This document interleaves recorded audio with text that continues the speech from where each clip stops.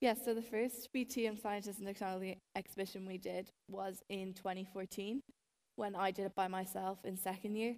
And this had nothing to do with the business we have now, but I basically did it on do Mars bars make horses run faster? Do Mars bars make horses run faster? Yeah. And that I just did it for a bit of fun just to enter the competition. After that, because it was such a good exhibition, we decided to do it again when Annie came into first year. Hang on, so you tested Mars bars on horses to see if they were. Can you explain how you went through that procedure? Yes, so I did it on our two horses over a weekend, so on a Saturday and Sunday. On the Saturday, I set up a 100-meter track, and Annie rode the two horses, like galloped them up it 10 times, and I timed how fast I went. And then I gave them a half an hour break and gave them a Mars bar at the start of the half an hour break. And then Annie, galloped them up again 10 times later, and I saw if it made them go faster or slower or what the difference was. But then on Sunday, I just swapped the order around, so I gave them the Mars bar first. Okay. And raced them to make sure that they weren't tired. So you're eliminating bias. It's a good scientific approach. So do Mars bars make horses go faster? No, but they love them. Okay.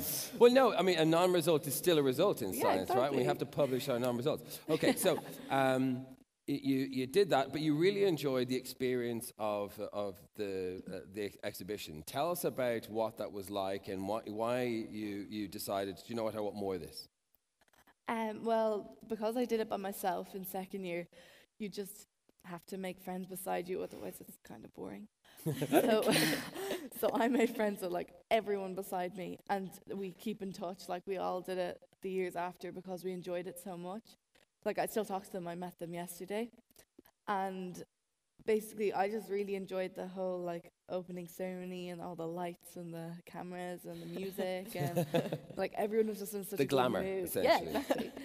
So that's why I wanted to do it again, and I persuaded Annie to do it with me. Sisterly love. Yeah. Oh yeah. And then we did it in 2015 together, and then Annie did it by herself in 2016. So what was your second attempt at science here? So the second project was about adding different flavors to horse feed to encourage them to eat it. Because sometimes like a horse would go off the feed mainly just because they're fed up with it really, because they're getting the same stuff day after day. So horses get bored with food, do they? Well, they can. Not with Mars bars. So then we decided, right, we'll try different flavors and see which ones they prefer.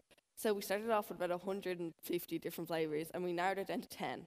No. 150 flavors. So you fed horses 150 different types of food. They Do they have any idea what was going on? I don't know. They were just getting spoiled. And so how do you, I don't even know, I couldn't name more than maybe 10 or 20 flavors from the world's cuisine. How do you come up with 150 flavors? Well, we used like loads of different herbs and spices as well. So we have. So you raided the kitchen. Not quite. Yeah, but so then anyway, we got it down to 10, right? So we then with the 10, we did it on about 10 horses, and we said, right, we'll narrow it down to 3 again. So we got down to 3, and I think they were vanilla, caramel, and fenugreek, which is a herb from India. Fenugreek. Yeah. Okay. So then we sent it out to over 100 horses across the country and got the results back. And that was really our 2015 Young Scientist project. And how did that go? Because that's a lot of horses. I mean, as a sample size, to get that many animals involved in a experiment, that's really good, right? So what was the results of that, and did you find a clear winner? Yeah, so fenugreek was the clear winner, so by far, which we were really surprised by. Because at the start, we tried maybe 10 different types of fenugreek, like different herbs, different spices, some were like vegetables and everything. Like, there was literally so many different types of it. So anyway, we found this one that they liked, and they completely turned their noses up at like some of the other types of it. So we were just like, so it's quite shocked. A specific type of this herb that they love. Yeah. And did anybody know that horses like this particular flavoring in their food before? Well, there was a guy called Keelan Johnson, and he did a project in UL. So we got onto him, and he was like, "Yeah, I used it," but he used just one type of it. So they liked his type as well, but it wasn't as significant as some of the other flavors he used, because he did it slightly differently to us. Like he used different types of feeds as well, and then trying to reuse the feeds as well to like make it more like environmentally friendly. Right. So kind of. So yeah, so then that was the project for that year, which went really well. So that was the year we won the prize. So then last year I decided to do it by myself. So Kate was then in with the business and the exhibition hall with the other past BTYSTE people. So last year I did it on stomach ulcers and horses, and that's really where the whole business came into it. Okay. So yeah, so it was kind of like finding different mixes of all 100% natural herbs, spices again to come up with a product to prevent and cure gastric ulcers. So then we found that, and even since then, like we've been adding more stuff to help and improve like the products that goes along. But our company is called Fenu Health, as you said, and our main product is Fenu Save, which you have there. Product placement. Okay, very good. And this is fully natural. It's fenugreek flavored, and it's actually effective against gastric ulcers in horses. Yep. Yeah. So how do horses get gastric ulcers? Well, see, like horses, when they're in the wild, they're eating all the time, so acid is like constantly being produced in the stomach. So then, but then when they're in like a racing yard, they're not getting fed all the time. Maybe they're fed 4 or 5 times a day. Yeah. The acid just burns their stomach lining. So that's where the gastric ulcer forms. So like 90% of racehorses have gastric ulcers. 90% of racehorses have gastric. Wow. This smells like curry. Yeah. Yeah. It's an Indian spice. So horses love curry. Maybe. I did not know that. Actually, do people want to pass that around? It's a remarkable smell for horse feed. Have you tasted it? Yeah. Yeah. You have? Have you really? Yeah. What does it taste like? Not very nice. Not good. Delicious. Yeah, yummy. So I'm interested then because you've gone through this scientific process and you learned how to identify things through this procedure of going through the Young Scientist exhibition and perfecting the science and impressing judges, but also talking to people and making connections. So when did this idea and these things become a company, Kate? And when did you start actually thinking, you know what, we're going to make a business out of this? Well, it was in 2015 when we did the flavour project. After we won the prize on the Friday night, Dad brought us for our celebration breakfast in town on the Saturday morning. And when I was eating my breakfast, I got a ding on my phone, and I checked who it was, and all it said was, "Hi Kate, well done on the award last night. I will talk to you during the week from Shanghai, Michael Connolly," as in Michael Connolly from Connolly's Red Mills. Right. And I was like, okay. So then, like, this random text from a businessman in Shanghai at the moment. I didn't even know he had my number. So, so about 2 weeks later, I got a call from a number I'd never seen in my life. There was so many numbers, and I answered it, and he was like, "Hi, Kate, it's Michael," and I was like, "Michael," and he's like, "Michael Connolly, I texted you," and I was like, "Oh yeah, hi," and he was like, "It was a great idea. So, do you want to come to Germany with us?" And I was like, "What?" And then he ended up bringing us to Equitana, which is the world's largest equine trade fair in Germany, in Essen. And Annie and myself went over the St. Patrick's weekend in March. And there we went for 3 days. And Michael was kind of introducing us to people over there because he's so well known. And the first day, no one took us seriously because we were only 15 and 13 at the time. Right. So no one really took us seriously. And they thought you were sort of a cutesy PR stunt sort of thing, right? Okay. Yeah. And so then the second day, people were kind of like, oh, like they might have something here, you know. And then by the third day, there was literally people like queuing up to meet with us. So that. Wow, what was that like? It was pretty good. And then, but we kept with those contacts, like so. So like, hang on, did you have like a supply chain? Did you have your network infrastructure for your business? Did you have all this, any of this sorted, or did you just have an idea in a box? The idea. Yeah, at the time it was the idea, and we had like it was kind of getting into production as well. Like we were kind of starting it off. So then after that, we got like huge help from loads of people, really, and especially like we started talking to loads of people from Qatar and Saudi Arabia and things. So yeah, so that's where like our main contact started there. So yeah. And then, there's been a lot of promotion. You've done really well to sort of utilize the promotion that you've kind of gotten over the past while. I believe one of the most famous Irish horses, Paddy the Plasterer, is involved in some of the promotion. You've been using IT and social media to sort of spread out and reach your audience. Can you tell me a little bit about that, Kate? Yes, so Paddy the Plasterer was a famous X-race horse now, but he won the Arkle, one of the biggest races. And we got in because the way we got in contact with him was because one of the ladies who rides him now, Joanne, she's really into side saddle, and our other sister, Claire, is really into side saddle. Right. So we got onto Joanne and was like, oh, would Paddy like to try some of our flavours? And she was like, Paddy loves this food. So he had some flavours. No, he's fine. Yeah. I think we know what we got here. Yeah.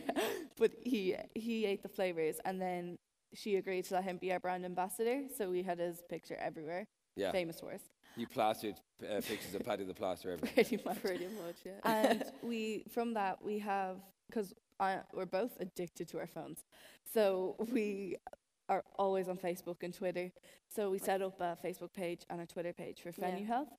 And we started off with like 420 followers maybe between them. And we thought we were great.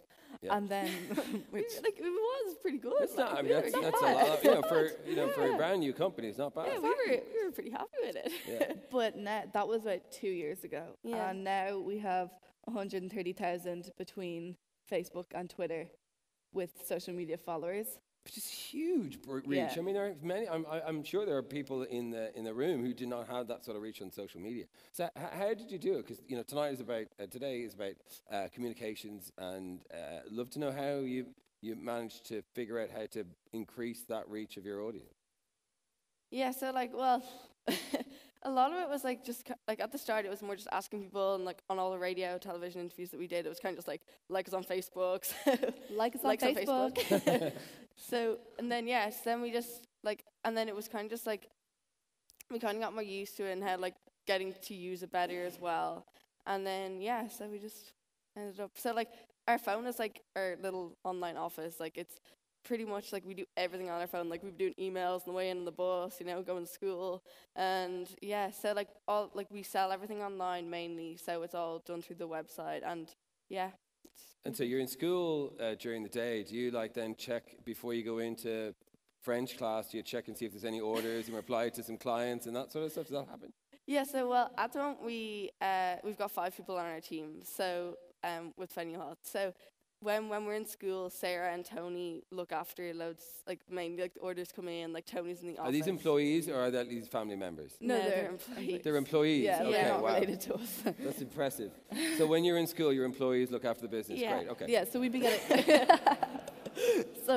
Annie has an iPad in school because the first, second and third years have iPads. Yeah. So you're not supposed to be on your email. But if the teacher has to go photocopy something, then you're just You go photocopy, quick check in. Yeah, quick Don't check. tell the principal. Stock check, so on. And what do the school make of it? Have they commented?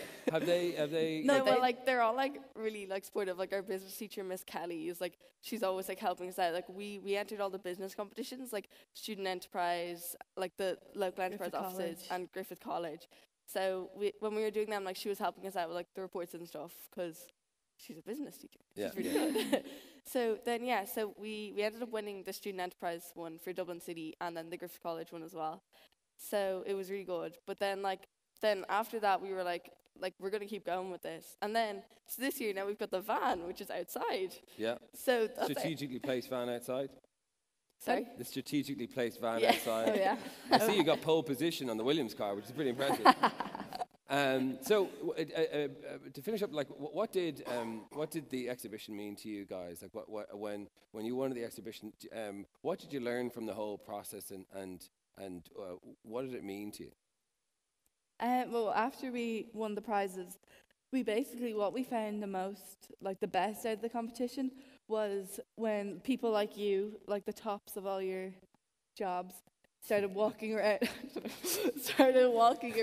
and you kind of encourage everyone. but don't encourage, like, don't tell everyone they're fantastic if they're not fantastic. Like, no, Like no. everyone What? is, but if you find a really good one that you Yeah. think could be potentially a business, tell them that, but don't tell everyone Because that. then, because everyone talks to each other, like, beside the stand. So then you're like, what did they say to you? And they're like, oh, they said I was brilliant. Oh, they said that to me too. Like, You think it sort of Yeah, devalues yeah, it? like You think it's like, pick the 4 or 5 projects that you really think are, like, really good. And just, like, even, like, just the encouragement. because like, you we didn't got. know Yeah. if you No. really had a good business idea, Yeah. because everybody was told, "Oh, you're fantastic." Yeah. So And like, even well, if- it's. I mean, I've been around. I've interviewed everybody who's taken part, and it is really difficult to look at someone and say, "Well, that's great," and then not say, "Oh, you know, this could be turned into a bit." But that's an interesting tip. So if you are out there, and I hope you do go and check out the exhibition, guys, save your your business acumen and your praise for just the select few, and don't tell everybody there. You can say that's a great exhibition, but if you do think there's serious potential in something, step on the side and say, look, I really do think this could have legs, and give them your business card. Is that right? yeah, because Yeah. they're all really interesting. That's why they got in. But Yeah. they're still there. When you walk around, you can spot the few. Some that really yeah, do have a bit. like Yeah, the and people that- I was there 2 years ago, and I saw some ideas, and I was like, this is a business idea Yeah. right there and then. I think you know it.